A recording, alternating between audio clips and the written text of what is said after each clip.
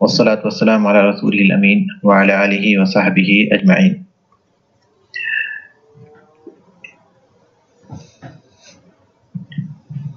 اس سے پہلے جو درس ہو چکا تھا اس میں ہم لوگوں نے پڑھا تھا کہ ابو بکر صدیق رضی اللہ تعالیٰ عنہ نے ارتداد کے خاتمے کے لیے جو حکمت عملی اختیار کی تھی وہ یہ تھی کہ آپ نے مسلم فوجوں کو 11 حصوں میں تقسیم کیا تھا، اور یہ سب سے اچھی حکمت عملی تھی، اس لیے کہ ارتداد کا جو فتنہ پیدا ہوا تھا وہ مختلف علاقوں میں پھیلا ہوا تھا، وہ کوئی کسی بڑی قیادت کے تحت جمع نہیں ہوئے تھے بلکہ مختلف قبائل کی صورت میں پھیلے ہوئے تھے، اور ان کو ان کے مقام پر جا کر ان کی خبر لینا یہ زیادہ بہتر تھا، اور وہ قبائل اس خیال میں تھے کہ وہ چند مہینوں میں مسلمانوں کا خاتمہ کر دیں گے، لہذا ابوبکر صدیق رضی اللہ تعالیٰ نے ضروری سمجھا کہ اس معاملے میں تاخیر نہ کی جائے، تو انہوں نے مناسب وقت پر اور مناسب طرح سے مناسب طریقے سے مسلمانوں کے فوجوں کی ترتیب کی اور انہیں 11 حصوں میں تقسیم کر کے مختلف علاقوں میں روانہ کیا۔ آج ہم کچھ علاقوں میں مرتدین سے جنگ کے سلسلے میں اور وہاں فتنہ ارتداد کے خاتمے کے سلسلے میں جو باتیں پیش آئی تھیں ان فوجی دستوں کے جانے کے بعد، ان میں سے کچھ کے بارے میں آج ہم پڑھیں گے۔ تو سب سے پہلے ہے طلیحہ بن خویلد الاسدی کا خاتمہ۔ طلیحہ بن خویلد الاسدی یہ کاہن شخص تھا، اور ہم جانتے ہیں کہ کاہن وہ شخص ہوتا ہے جو غیب کی خبریں جاننے کا دعویٰ کرتا ہے، اور عقیدے میں آپ لوگوں نے پڑھا ہوگا کہ شیاطین آسمانوں کے پاس جاتے ہیں، ایک آدھ بار اچک لیتے ہیں اور وہ بات اپنے دوست کاہن کو بتاتے ہیں، اور وہ اس میں بہت سی چیزیں شامل کرتا ہے اور پیشن گوئی کرتا ہے۔ ایک آدھ پیشن گوئی جب سچی ہو جاتی ہے تو اس کی بنیاد پر لوگوں کے اندر یہ مشہور ہو جاتا ہے کہ یہ غیب کی خبریں جانتا ہے، اور کاہن کے پاس جانا، اس کی باتیں سننا یہ حرام ہے، اور اس کی تصدیق کرنا یہ کفر ہے، اور اہل علم کا خیال ہے کہ یہ کفر اصغر ہے، الا یہ کہ کوئی شخص یہ عقیدہ رکھے کہ کاہن غیب کی خبریں بھی جانتا ہے، تو اس صورت میں وہ کفر اکبر میں بھی داخل ہو جائے گا۔ بہرحال طلیحہ ایک کاہن شخص تھا، شعبہ باز تھا، لوگوں سے اس طرح کی باتیں کرتا اور لوگ اس کے فتنے میں مبتلا ہو چکے تھے۔ کہا جاتا ہے کہ وہ ایک دفعہ سفر میں تھا اور لوگوں کو پانی کی ضرورت پیش آئی، ان کے پاس پانی نہیں تھا، تو اس نے کہا کہ تم میرے فلاں سواری پر سوار ہو جاؤ اور اتنی دور پر جاؤ تو تمہیں وہاں پانی ملے گا۔ اتفاق سے انہیں پانی مل گیا۔ اس کے بعد سے وہاں کے جو بدو تھے وہ فتنے کا شکار ہو گئے تھے اس کے معاملے میں، تو اپنی شعبہ بازیوں سے وہ لوگوں کو متاثر کرتا تھا۔ اللہ کے رسول صلی اللہ علیہ وسلم کے آخری دور میں اس نے نبوت کا دعویٰ کر لیا تھا، اور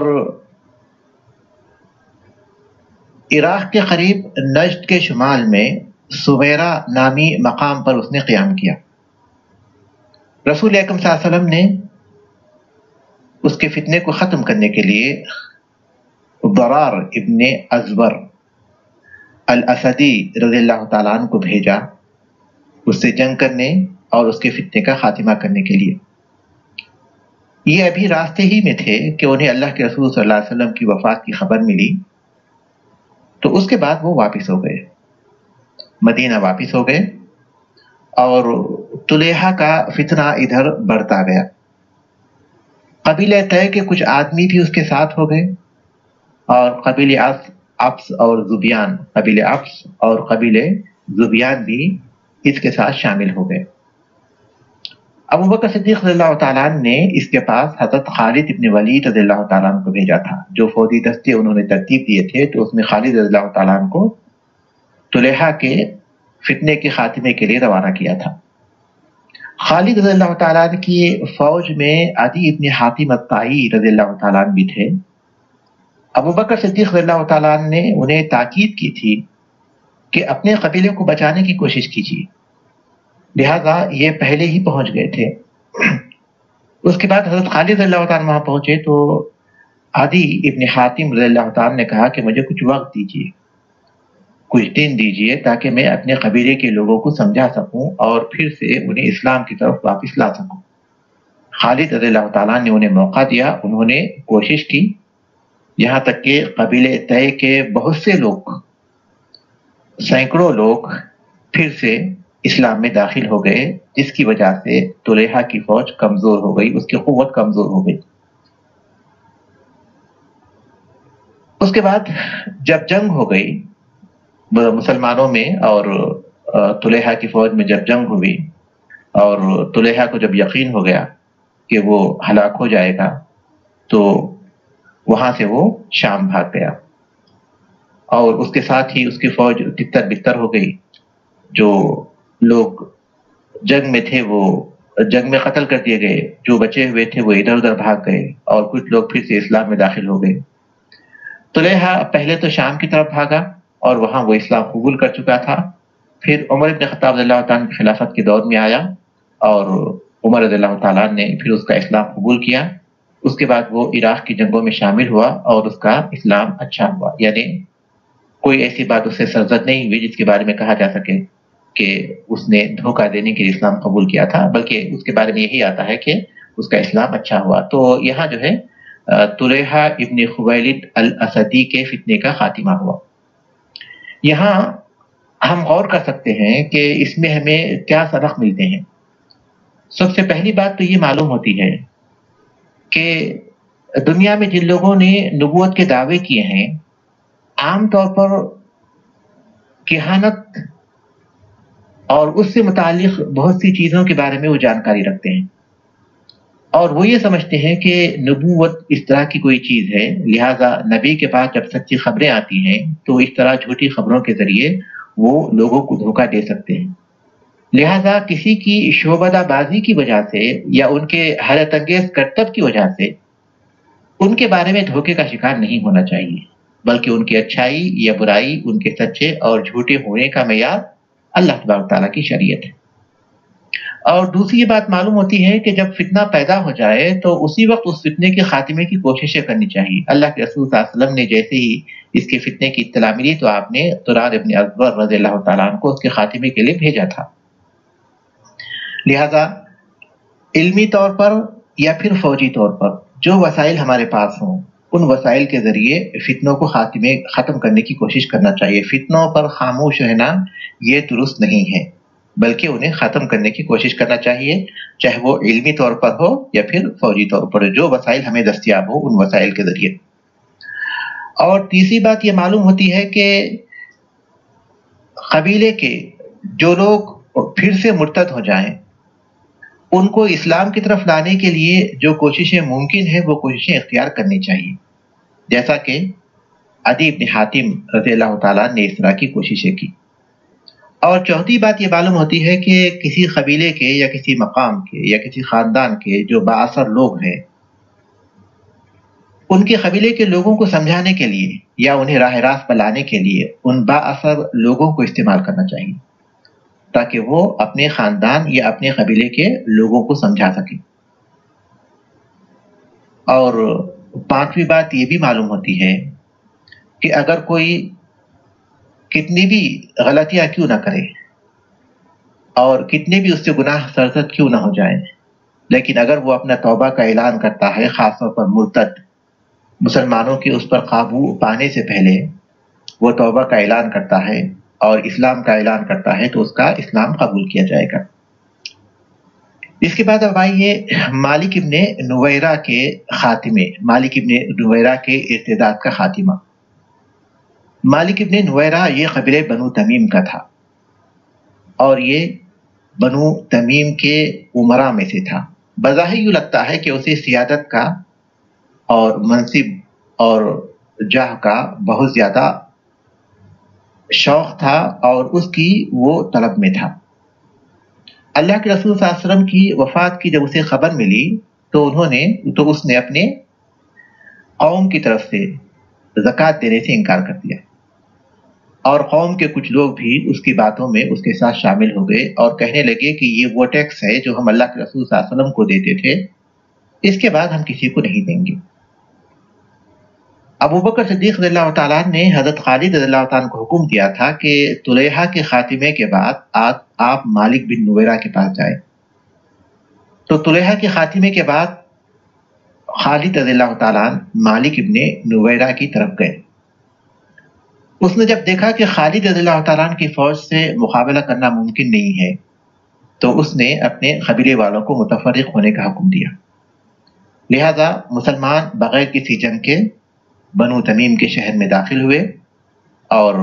چھوٹی موٹی جو جھڑپیں ہو سکتی تھیں وہ جھڑپیں ہوئی۔ مالک ابن نویرہ گرفتار کیا گیا۔ خالد رضی اللہ تعالیٰ نے اسے گفتگو کی، اسے سمجھایا اور کہنے لگے کہ مالک کیا تم نہیں جانتے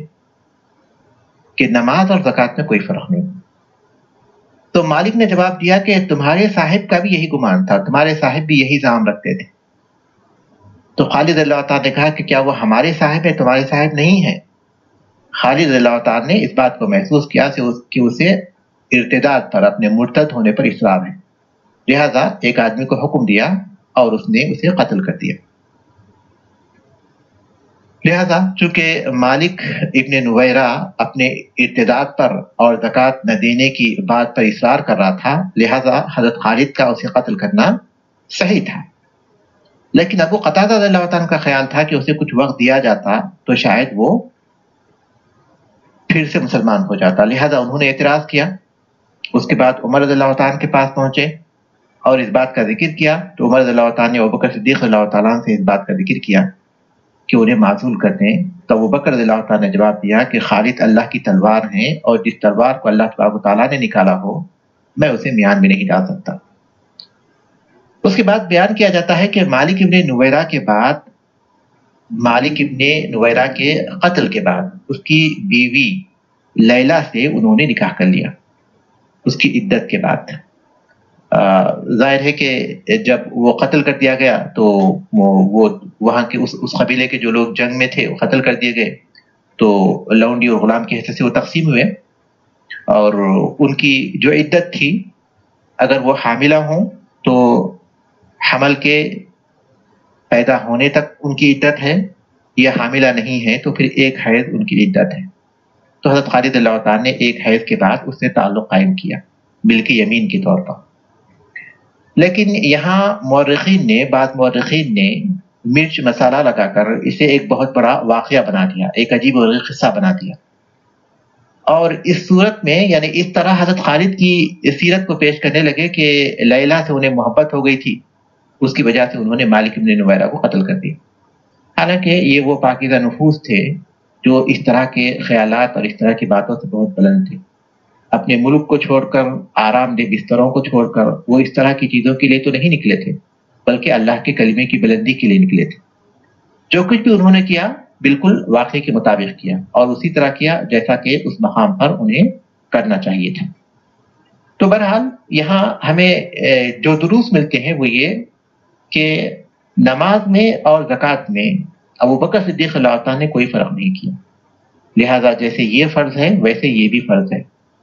زکوٰۃ کا انکار کرنے والا اگر کوئی فرد ہے تو اسلامی حاکم اسے تعزیراً کوئی سزا دے گا، جیسے جیل میں ڈالے، لیکن اگر کوئی باقاعدہ کوئی گروہ ہے جو انکار کرتا ہے تو مسلمان حکمران باقاعدہ اس سے جنگ کرے گا۔ یہاں ہمیں یہ بات بھی معلوم ہوتی ہے کہ جو اسباب ہوتے ہیں فتنے کے، ان اسباب کے خاتمے کے لیے ان سے بات کرنی چاہیے تاکہ انہیں پھر سے اللہ تعالیٰ کی دین کی طرف واپس لائے، جیسا خالد اللہ تعالیٰ نے اسے سمجھانا چاہا مالک ابن نویرہ کو، لیکن اس نے ان کی بات کو ماننے سے انکار کر دیا، جس کی وجہ سے وہ قتل کر دیا گیا۔ اور یہ بات بھی معلوم ہوتی ہے کہ بعض لوگوں نے اسلامی تاریخ کو مسخ کرنے کے لیے بعض واقعات میں مرچ مسالہ لگا کر اسے بہت غلط طریقے سے پیش کیا ہے، اور اس مقام پر ہمیں صحابہ کے بارے میں بڑی احتیاط سے کام لینا چاہیے۔ صحابہ کے سلسلے میں ہمیں ایسے مقامات پر بڑی احتیاط سے کام لینا چاہیے، اور اس بات کی کوشش کرنی چاہیے کہ ایسے چیزوں کے بارے میں ہم عدالت صحابہ کو پیش نظر رکھیں۔ عدالت صحابہ کہ صحابہ عادل ہے، اور صحابہ کے سلسلے میں اس طرح کی بدگمانی یہ یقیناً خلاف حقیقت ہے، اور اللہ کے رسول صلی اللہ علیہ وسلم نے ان کے بارے میں جو گواہی دی ہے، اور قرآن میں ان کی پاکیزگی اور طہارت کے بارے میں جو باتیں بیان کی گئی ہیں اس کے بالکل برخلاف ہے۔ لہذا ان تمام مقامات پر ہمیں چاہیے کہ صحابہ کے بارے میں جو بنیادی عقیدہ ہے اس کی بنیاد پر ان کی تردید کریں، اور اس سلسلے میں محققین نے جو باتیں لکھی ہیں ان کی طرف رجوع کریں۔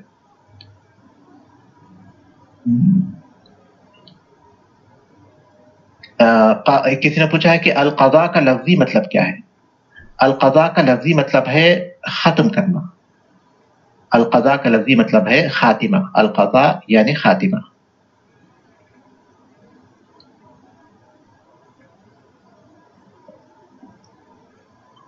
اس کے بعد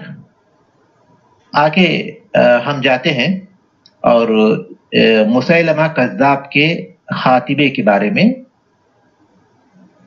یہاں بیان کیا گیا ہے۔ مسیلمہ کذاب کا یہ اپنے آپ کو یمامہ کا رحمان کہلاتا تھا، رحمان الیمامہ کہلاتا تھا۔ مسیلمہ کذاب اللہ کے رسول صلی اللہ علیہ وسلم کے آخری دور میں مدینہ پہنچا تھا، اور اس نے باقاعدہ اللہ کے رسول صلی اللہ علیہ وسلم سے اس بات کی گفتگو کی تھی اور بتایا تھا کہ آپ نبوت پہ مجھے شریک کر لیں، بلکہ اس نے شرط رکھی تھی کہ اگر آپ اپنی نبوت میں مجھے شریک کریں گے تو میں آپ پر ایمان لاؤں گا۔ رسول اکرم صلی اللہ علیہ وسلم نے صاف طور پر جواب دیا کہ اگر تم اللہ کے دین سے اعراض کرو گے تو اللہ تبارک و تعالیٰ تمہیں تباہ و تاراج کر دے گا۔ اس کے بعد مسیلمہ جب اپنے قوم کے پاس پہنچا، سن 10 ہجری کی بات ہے، تو اس نے نبوت کا دعویٰ کیا، اور اس کی قوم والوں نے عصبیت کی وجہ سے اور جہالت کی وجہ سے، یعنی کسی دلیل کی بنیاد پر نہیں، محض عصبیت اور جہالت کی بنیاد پر اس کا ساتھ دیا۔ یہاں تک کہ بعض کہتے تھے کہ کاذب ربیعہ خیر من صادق مضر، ربیعہ کا جھوٹا یہ مضر کے صادق سے بہتر ہے۔ مضر یہ قریش کے بڑی شاخوں میں سے ہے، اسی کی ایک شاخ قریش ہے۔ اس کا مطلب یہ ہوا کہ ربیعہ کا جو جھوٹا ہے وہ مضر کے سچے سے اچھا ہے۔ تو مطلب یہ کہ انہوں نے صرف جہالت اور عصبیت کی بنیاد پر مسیلمہ کا ساتھ دیا۔ اللہ کے رسول صلی اللہ علیہ وسلم کی جو وفات ہو گئی تھی تو ابوبکر صدیق رضی اللہ تعالیٰ نے جو 11 دستے بھیجے تھے ان میں اکرمہ بن ابی جہل رضی اللہ تعالیٰ عنہ کو مسیلمہ کے پاس بھیجا تھا، اور اکرمہ رضی اللہ تعالیٰ عنہ کے پیچھے ہی شرحبیل ابن حسن رضی اللہ تعالیٰ عنہ کو بھی روانہ کیا تھا تاکہ وہ اکرمہ کی مدد کریں، لیکن اکرمہ رضی اللہ تعالیٰ نے جلد بازی سے کام لیا اور شرحبیل کے پہنچنے سے پہلے ہی مسیلمہ پر حملہ کر دیا اور انہیں شکست ہو گئی۔ تو ابوبکر صدیق رضی اللہ تعالیٰ نے اکرمہ رضی اللہ تعالیٰ عنہ کو حکم دیا کہ وہ وہاں سے عمان چلے جائے۔ اس کے بعد خالد ابن ولید رضی اللہ تعالیٰ عنہ کو حکم دیا کہ وہ مسلمہ کے پاس جائے، کیونکہ حضرت خالد رضی اللہ تعالیٰ عنہ طلیحہ بن اسد، طلیحہ بن خویلد الاسدی اور مالک ابن نویرہ کے فتنوں کا خاتمہ کر چکے تھے، تو اس کے بعد انہیں یہ ذمہ داری دی کہ وہ مسلمہ کے پاس جائے، اور حضرت خالد مسلمہ کے پاس پہنچے اور شرحبیل ابن حسن رضی اللہ تعالیٰ عنہ بھی وہاں پہنچ چکے۔ دونوں فوجیں ایک ساتھ مل گئیں، مسلمانوں کی قوت میں مضبوطی آ گئی۔ مسلمہ نے 40,000 فوج اکٹھا کر لیا تھا، یعنی 40,000 آدمی اس کی قوم کے جمع ہو چکے تھے، اور حضرت خالد کے ساتھ جو جنگ ہوئی یہ بہت ہی خطرناک جنگ تھی، بہت ہی سخت جنگ تھی، اور جنگ کے آغاز میں یمامہ کے لوگوں نے جس طرح سے حملہ کیا تھا اس کی وجہ سے مسلمان پیچھے ہٹنے پر مجبور ہو گئے تھے، کیونکہ ان کی تعداد بھی بہت تھی اور وہ بہت سخت جنگجو بھی تھے۔ اس کے بعد حضرت خالد اللہ تعالیٰ نے جب دیکھا کہ مسلمانوں کی فوجیں پیچھے ہٹ رہی ہیں تو انہوں نے مسلمانوں کے جو قائدین ہیں جو کمانڈر ہیں اور قبیلوں کے جو سردار ہیں ان میں ایک ایک کا نام لے کر آواز دی اور ان کو اللہ تبارک تعالیٰ کے دین کی خاطر جنگ کرنے پر ابھارا اور اس سلسلے میں پیش قدمی کی، انہیں دعوت دی۔ اس کے بعد جب مسلمانوں نے پوری مضبوطی کے ساتھ ان کا مقابلہ کیا تو یہ لوگ ایک باغ میں جا کر چھپ گئے، باغ میں انہوں نے پناہ لی اور دروازہ بند کر لیا، اور اس باغ کو مسلمہ حدیقۃ الرحمن کہتا تھا۔ یہ ایک قلعے کے اندر تھا، تو گویا وہ لوگ اس قلعے میں قلعہ بند ہو گئے۔ براء ابن مالک رضی اللہ تعالیٰ عنہ جو انصار کے بہت بڑے بہادروں میں سے تھے، وہ اس قلعے پر چڑھے اور انہوں نے دروازہ کھول دیا مسلمانوں کے لیے۔ اس کے بعد مسلمان اس میں داخل ہو گئے اور پھر مسلمہ اور اس کے فوجیوں کے لیے اور اس کے متبعین کے لیے زمین گویا تنگ ہو گئی۔ اس کے بعد مسلمہ بھی قتل کر دیا گیا وحشی اور ابو دجانہ کے ہاتھوں۔ ابو دجانہ الانصاری رضی اللہ تعالیٰ عنہ اور وحشی جس نے غزوہ احد میں حمزہ بن عبد المطلب رضی اللہ تعالیٰ عنہ کو قتل کیا تھا، تو وحشی اور ابو دجانہ کے ہاتھوں مسلمہ بھی قتل کر دیا گیا۔ وحشی نے زمانے جاہلیت میں ایک بہترین شخص کو قتل کیا، تو اسلام لانے کے بعد اس نے ایک بدترین شخص کو بھی قتل کیا۔ آخر میں مسلمانوں اور بنو حنفیہ کے درمیان معاہدہ ہوا اور جنگ اس طرح ختم ہو گئی۔ حضرت خالد رضی اللہ تعالیٰ عنہ نے ان کے ساتھ معاہدہ کیا اور اس میں یہ بات طے تھی کہ بنو حنیفہ کے لوگ اسلام میں داخل ہو جائیں گے اور اپنے قلعوں کو مسلمانوں کے حوالے کریں گے اور اپنے آدھے مال اور ہتھیار بھی اور اپنے کھیت بھی مسلمانوں کو دیں گے۔ لہذا اس پر صلح ہو گئی اور یہ جنگ ختم ہو گئی۔ اس جنگ کے جو نتائج نکلے اس میں ایک بڑا نتیجہ یہ تھا کہ اللہ تبارک تعالیٰ کی کتاب کے حافظ یعنی حفاظ، قرآن مجید کے حافظ بڑی تعداد میں اس میں شہید ہو گئے۔ کوئی کہتے ہیں 700، کوئی کہتے ہیں 70، لیکن بہرحال ایک بڑی تعداد تھی حفاظ کی جو اس جنگ میں شہید ہو گئی تھی، جس کی وجہ سے عمر بن خطاب رضی اللہ تعالیٰ عنہ نے ابوبکر صدیق رضی اللہ تعالیٰ عنہ کو مشورہ دیا کہ قرآن جمع کیا جائے۔ تو اس کے بعد انہیں کچھ تردد ہوا، پھر اس کے بعد انہیں یہ بات مناسب لگی کہ قرآن جمع کر دیا جائے، تو اس کے بعد قرآن جمع کر دیا گیا۔ تو ہم دیکھ رہے ہیں کہ اللہ کے رسول صلی اللہ علیہ وسلم کی وفات کے 3-4 مہینے کے اندر ہی قرآن جمع کر دیا گیا تھا۔ یعنی قرآن سینوں میں تو محفوظ تھا لوگوں کے، بہت سے لوگ تھے جو قرآن کے حافظ تھے، لیکن اللہ کے رسول صلی اللہ علیہ وسلم نے جو صحابہ کو لکھایا تھا، اللہ کے رسول صلی اللہ علیہ وسلم کا یہ معمول تھا کہ جب بھی آپ پر قرآن کی کچھ آیتیں نازل ہوتی تو کاتبہ نے وحی کی ایک ٹیم تھی، آپ ان کو بلاتے تھے اور بتاتے کہ یہ آیتیں فلاں مقام پر فلاں سورے میں فلاں آیتوں کے آگے یا ان کے پیچھے اس کو لکھ دو۔ لہذا وہ لکھ دیتے اور بہت سے صحابہ اسی وقت یاد کر لیتے۔ تو لکھی ہوئی صورت میں جو موجود تھا اس کو ایک جگہ جمع کیا جائے، یہ ایک یقیناً ضرورت تھی۔ اس کی ضرورت کا احساس اس وقت ہوا جبکہ مسلمہ کی اس جنگ میں بہت سے حافظ شہید ہو گئے، تو اس کے بعد جو لکھی ہوئی صورت میں قرآن تھا اس کو ایک جگہ جمع کر دیا گیا۔ بہرحال یہ ایک بہت بڑا معرکہ تھا، جو معرکہ یمامہ جو پیش آیا، اور اس کے نتیجے میں قرآن مجید کو ایک جگہ جمع کر دیا گیا، جس کا مقصد یہ تھا کہ اللہ تبارک تعالیٰ کی یہ کتاب جیسے سینوں میں محفوظ ہے اسی طرح لکھی ہوئی صورت میں، کتابت کی صورت میں بھی محفوظ رہے۔ یہاں اس کا مقصد یہی تھا۔ عثمان بن عفان رضی اللہ عنہ کی خلافت کے دور میں جب لوگوں کے پڑھنے کے طریقوں میں اختلاف ہو گیا تو انہوں نے سب کو ایک طریقے پر جمع کرنے کے لیے انہوں نے قرآن مجید کو جمع کیا۔ تو دونوں کے جمع ہونے کا مقصد الگ ہے۔ یہاں صرف یہ تھا کہ قرآن مجید کو محفوظ کر دیا جائے تاکہ وہ ضائع ہونے سے محفوظ ہے، اور کوئی مقصد نہیں تھا۔ لیکن عثمان بن عفان اللہ تعالیٰ نے جو جمع کیا اس کا مقصد کچھ اور تھا۔ انشاءاللہ ہم اس وقت اس بارے میں گفتگو کریں گے جب وہ سبق ہمارے پاس آئے گا۔ اس کے بعد بحرین میں ارتداد کا خاتمہ۔ قبیلے ربیعہ کے بہت سے لوگ رہتے تھے بحرین میں، انہی میں عبد قیس بھی تھے اور بنی بکر بھی تھے۔ بنی بکر اور عبد قیس یہ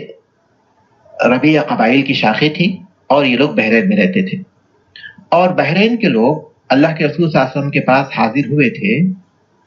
اور اسلام بھی انہوں نے قبول کیا تھا. رسول اکرم صلی اللہ علیہ وسلم نے منذر ابن صابہ رضی اللہ تعالیٰ عنہ کو ان کا امیر بنایا تھا. اللہ کے رسول صلی اللہ علیہ وسلم کی وفات کے بعد منذر رضی اللہ تعالیٰ عنہ کی بھی وفات ہو گئی کچھ عرصے کے بعد، یعنی مختصر مدت کی بات تھی، جس کا نتیجہ یہ ہوا کہ اللہ کے رسول صلی اللہ علیہ وسلم کی وفات کی خبر کے بعد جب جگہ جگہ لوگوں کے ارتداد کی خبریں آنے لگیں تو بحرین کے لوگ بھی مرتد ہو گئے، سوائے عبد قیس کے لوگوں کے. قبیلے عبد قیس کے لوگ مرتد نہیں ہوئے کیونکہ ان کے جو سردار تھے جارود رضی اللہ تعالیٰ عنہ، وہ ان کو اسلام پر برقرار رکھنے میں کامیاب ہو گئے. اور بحرین میں جو فتنے ارتداد کی قیادت کر رہے تھے وہ تھے حتم ابن ضبع. وہ فتنے ارتداد کی قیادت کر رہے تھے اور انہوں نے جارود رضی اللہ تعالیٰ عنہ اور ان کے ساتھ وہ لوگ جو اسلام پر ثابت قدم تھے قبیلے بنو عبد قیس کے، ان کا محاصرہ کر لیا. رسول اکرم صلی اللہ علیہ وسلم نے ابوبکر صدیق رضی اللہ تعالیٰ عنہ نے جو 11 دستے بنائے تھے ان میں علاء ابن حضرمی رضی اللہ تعالیٰ عنہ کو حکم دیا تھا کہ وہ بحرین کی طرف جائیں. لہذا وہ بحرین پہنچے اور جارود رضی اللہ تعالیٰ عنہ اپنے جو قبیلے والے ان کے ساتھ تھے ان کے ساتھ مل گئے اور اس کے بعد انہوں نے حتم ابن ضبع اور اس کے پیروی کرنے والوں کے ساتھ جنگ کی. آغاز میں یہ چھوٹی موٹی جھڑپیں ہی ہوتی رہی، کوئی بڑی جنگ نہیں ہوئی، یہاں تک کہ 1 مہینے کے بعد کسی مناسبت سے یا کسی موقع پر مسلمانوں کو اطلاع ملی کہ حتم کے اکثر فوجی نشے میں دھت پڑے ہوئے ہیں، یعنی کسی وجہ سے وہ نشے میں پڑے ہوئے ہیں. کسی رات انہیں پتہ چلا تو مسلمانوں نے ان پر حملہ کیا اور ان کے فتنے کا خاتمہ کر دیا. حتم قتل کر دیا گیا. پھر اس کے جو پیروکار تھے وہ یا تو پھر سے مسلمان ہو گئے یا تو ادھر ادھر بھاگ کر تتر بتر ہو گئے، پھیل گئے. اس کے بعد بحرین پھر سے اسلام میں داخل ہو گیا. قطر اور بحرین یہ ایک ہی علاقے تھے. تو قطر کی طرف جو لوگ جو بھیجے گئے تھے یعنی بحرین کی طرف وہ ایک ہی علاقے تھے. تو علاء ابن حضرمی رضی اللہ تعالیٰ عنہ یہاں پہنچے تھے اور اس طرح بحرین کے فتنے کا بھی خاتمہ ہو گیا. یہاں ہم دیکھ رہے ہیں کہ ابوبکر صدیق رضی اللہ تعالیٰ عنہ کی حکمت عملی مسلمانوں کے لیے کس قدر مفید ثابت ہوئی کہ انہوں نے ساری توجہ ایک قبیلے پر مرکوز نہیں کی یا پھر یہ حکم نہیں دیا گیا کہ یکی بعد دیگر قبیلوں کی طرف جائیں، بلکہ ہر قبیلے کی طرف انہوں نے مختلف دستے روانہ کیے تھے. اور یہ سب سے بہترین حکمت عملی تھی. ان لوگوں کو ان قبائل کو آپس میں جمع ہونے کا موقع نہیں ملا، بلکہ جو قبیلہ جہاں تھا اسی مقام پر مسلمان پہنچے اور ان کی چھوٹی موٹی قوت کے ساتھ ہی مسلمان ٹکرائے اور اس فتنے کا انہوں نے خاتمہ کر دیا. تو آج ہم لوگ یہاں رکیں گے اور آج ہم نے جو سبق پڑھے ہیں اس میں طلیحہ ابن خویلد الاسدی جس نے نبوت کا دعویٰ کیا تھا اس کے فتنے کا خاتمہ، اور مالک ابن نویرہ، مسیلمہ کذاب اور اسی طرح بحرین کے مرتدین کے فتنے کا خاتمہ، یہ 4 فتنوں کا ہم نے خاتمہ پڑھا تھا. اور جو دستے بنائے گئے وہ 11 ہیں اور وہ مختلف مقامات پر پہنچے. تو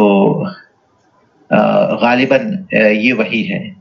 کیا یہ موجودہ بحرین وہی جگہ ہے؟ علاقے کی وسعت میں کمی زیادتی ہو سکتی ہے، یعنی بحرین میں ہو سکتا کچھ اور علاقے بھی شامل ہوں، لیکن علاقہ وہی ہے، یعنی وہی مقام ہے جہاں آج بحرین ہے، لیکن اس کے ساتھ مزید آگے پیچھے کچھ علاقے ہوں گے جو اس میں شامل ہوں گے. جی کسی کے پاس کوئی سوال ہے تو کر سکتے ہیں.